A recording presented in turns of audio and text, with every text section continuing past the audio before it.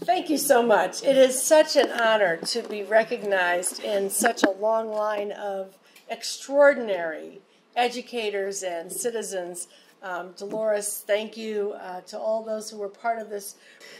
And I'm going to talk a little about the values in education and how I think it's important for us as we undergo the ongoing process of improving our schools to meet the demands of an ever more complex society and ever-changing society, that we really consider and reconsider one of the key elements that has become almost a linchpin of our strategies for reform in this country, and that's testing.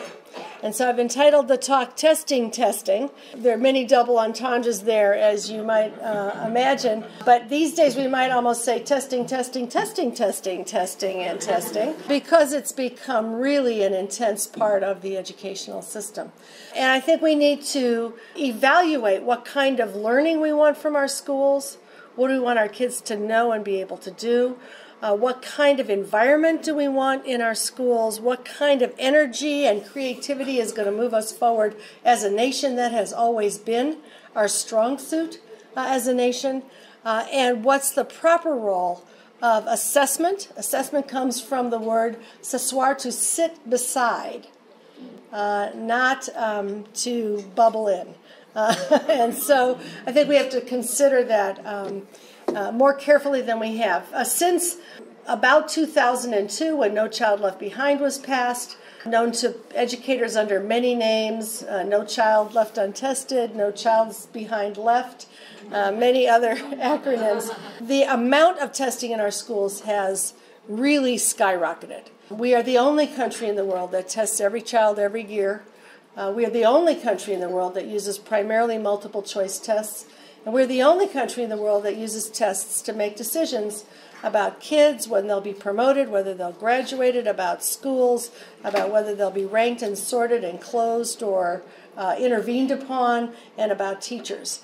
So we are using testing to an extreme degree, and I think that we're at a moment where reconsidering how we do that and what we do makes sense. And let me also say, I did enter teaching after I was a teacher's aide in an elementary school. I was a high school teacher in Camden, New Jersey and Philadelphia area in English. So I do have some biases and some passions. Reading and writing, speaking and listening are among them. I think that colors my view about what an education should be. I put 3 kids through public schools. That colors my view about what kind of education I want for children and for my grandchildren. And I do think grandparents will be very important in the next wave of reform. So let me start by saying that I am not anti-testing. In fact, I develop assessments, performance assessments. I work with the Smarter Balanced Assessment Consortium, which is one of the 2 assessment consortia getting ready to evaluate the Common Core, and I've been involved in this work for a very long time. And high-quality assessments properly used can be very helpful. They help us focus on what kids need. They help us evaluate programs and guide curriculum decisions.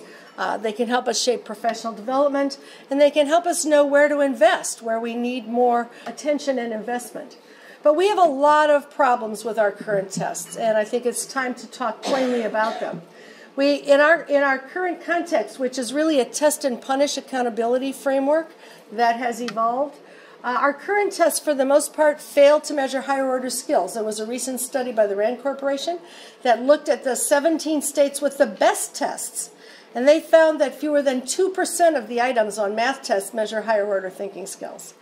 98% are measuring rote recall. Less than 20% of the items on the English language arts tests. So we're not measuring the higher order skills, which 21st century skills that the other countries are moving very rapidly to evaluate.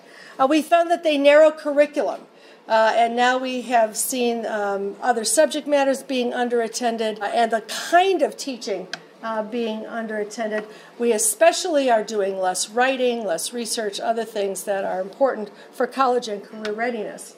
They can exacerbate inequality, and I'll talk more about how that can happen. And in fact, our tests are now making the United States less competitive with other countries, even though they are usually the first answer in a reform conversation about what we should do more of. We're mistaking testing for teaching. And at the end of the day, teaching is what's going to help us be competitive with other countries. There are a lot of side effects, and this just gives you a sense from one teacher that I think expresses the challenge. This is a Texas teacher. That's where the Texas Miracle and the accountability strategies were developed first. I've seen more students who can pass the test but cannot apply those skills to anything if it's not in the test format. I have students who can do the test but can't look up words in a dictionary and understand the different meanings. As for higher quality teaching, I'm not sure I would call it that because of the pressure for passing scores. More and more time is spent practicing the test and putting everything in the test format. And when test prep is not supporting higher quality instruction, and it takes up more and more and more of the school year, we have a problem. There are other unintended consequences. As I've noted, it has been because of our fixation with multiple choice tests, which were a new technology in the 1950s. That was a long time ago. We are reducing the amount of writing, research, and project work. There have been studies done of foreign exchange students who come to this country. They always say that the work here is so much less challenging than what they experienced in their own countries because they're expected continually to write and revise and defend their ideas and elaborate and communicate and analyze and evaluate. And here the pedagogy is increasingly on find the one best answer out of 5. We've lost a lot of time for science, social studies, and the arts, physical education. We are falling further behind other countries. And this is at a time when job skills are changing. We know that the demand for skills for complex communications and expert thinking are increasing. The demand for routine manual and routine cognitive skills is decreasing. Chicago is a great example. Cleveland, my hometown, is another. You used to be able to get a great job in the factory with a high school degree, take your lunchbox down there, earn a good wage, doing the same thing over and over again with very little education. Those jobs are completely gone. It's now high-tech medical in Cleveland, and high-tech is very prominent in Chicago, and what you've got is a divide between those who can do that complex work and those who have not been educated to do that kind of work. So clearly we need to be evolving. It's also true that knowledge is changing very quickly. At Berkeley, there is a team of people who've been studying growth of knowledge in the world, and they found between 1999 and 2003, 4 years, there was more new knowledge created in the world than in the entire history of the world preceding. At that time, technology knowledge was doubling every 2 years. It's now doubling every year. So you can't just say, here's the curriculum, memorize it, and come out and you're done. You got to prepare kids to learn, and that's a whole different kind of thinking. And our tests are pushing in the opposite direction. You know the international assessments, the PISA assessments, the U.S. and the most recent round was 14th in reading, 21st in science, 27th in math. The highest achieving countries, Korea, Finland, Singapore, Japan in some cases, Canada, New Zealand, have all reduced the amount of testing that they do. In fact, in most of these countries, there is assessment at most at 1 grade in elementary school, perhaps 1 in middle grades, and then examinations at the end of high school for college admission. In Finland, which tends to be right near the top on just about everything, there is no external testing at all. They invest all of their resources in teaching.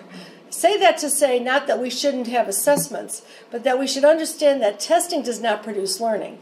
Teaching produces learning. What are they doing? Of course, they support children's health and welfare, much lower poverty rates for children, much better care. They support high-quality early learning opportunities, and by that I mean situations where kids are involved in the arts, in hands-on experiential learning, in physical play, in all the things that produce the kind of understanding that children need to build the rest of their academic work on later. They fund their schools equitably. They put a lot of investment in teacher training. They have their curriculum and performance assessments focused very explicitly on higher order thinking and learning to learn. They have fewer tests with lower stakes and higher standards. They use assessment to inform curriculum and professional learning rather than to test and punish. Here's an example from Singapore, which you would see in many countries in the science exams in high school. Kids must, and this is scored as part of the exam by teachers, design an experiment, plan it, conduct it, write it up, analyze the findings, and produce something that looks like a small scientific journal article. You find the same thing in Australia, in the UK, in Hong Kong, many other places. Here's what our kids are getting. This is the National Assessment of Educational Progress. What two gases make up most of the Earth's atmosphere? You know, pick 1 out of 4. If you remember it, you know, you get it right. This is the only application kind of problem is a 1-sentence thing like, is a hamburger an example of stored energy? Explain why or why not. The answer is yes, and that's the end of it. So there's no comparison to the kinds of assessments that are being used abroad and what's being used here. So what should assessment look like? This is what testing looks like. Even today, we are pushing our schools into factory model mode, with this being a regular part of the school experience. This is what assessment looks like in many other places. Kids are actually doing things and demonstrating what they can do and being evaluated doing it. Performance assessments used all around the world and in some states in this country, and should be part of our vision for assessment in the future. They ask students to do something, research a problem, design a computer program. They may be student work samples. They may be portfolios that evaluate work over time. They may be exhibitions that are evaluated by journals. They may even be observations from teachers about what students can do. Just as another example, here's a task from England from the graduate secondary education test. This is a task where kids have to create a software solution for Litchfield Promotions. This is a company that promotes bands. They have to pay staff, they have to pay the talent, they have to pay all the people who set it up. They need an ICT solution. The kids need to work together to create a solution. They have to evaluate the solution they have to test it on real people, they have to revise it, they have to write it up. This is what they'll do in college and careers. And this is the kind of work that's in the assessment system in countries that we are competing with. Where would you like your kid to go to school or your grandchild? If we want that, we have to be willing to think about how do we change this system that we have constructed, really based on a factory model image that is pointed to the last century and not forward to the first. There is some opportunity ahead with the assessments for the Common Core standards, but for lots of reasons having to do with pressures of existing legislation and costs and lots of other things, they're going to move us only an inch in this direction. We're going to have a lot further that has to be traveled to think about both the nature of assessment and the uses of them. Ultimately, the goal of assessment should be, as folks in Australia and other countries say, assessment of learning, as learning, and for learning. The notion is that the tasks should be good learning in and of themselves, and they should enable better learning. We need to rethink how tests are used, not just what they are. They should be models of good instruction. They should be exemplars of quality work. They should provide diagnostic information and be tools for teacher learning. And very important, we need to move beyond the idea that testing is primarily a mode of sanctions and punishment. It needs to be a source of information. For years, assessment experts have been saying that you will corrupt any measure that you use reward and punishment context. We have corrupted this measure, and we have to understand that the point is for people to get smarter about what they do, for kids to get smarter about their own learning, for teachers to get smarter about their kids' learning, for schools to get smarter about how to create curriculum and supports for learning, and for state systems to get smarter about how to invest in learning. Part of the use of the tests is that we now reward and punish schools based on the average scores of their kids. And years ago, folks who were studying systems like that found that student selection provides the greatest leverage in the short-term accountability game.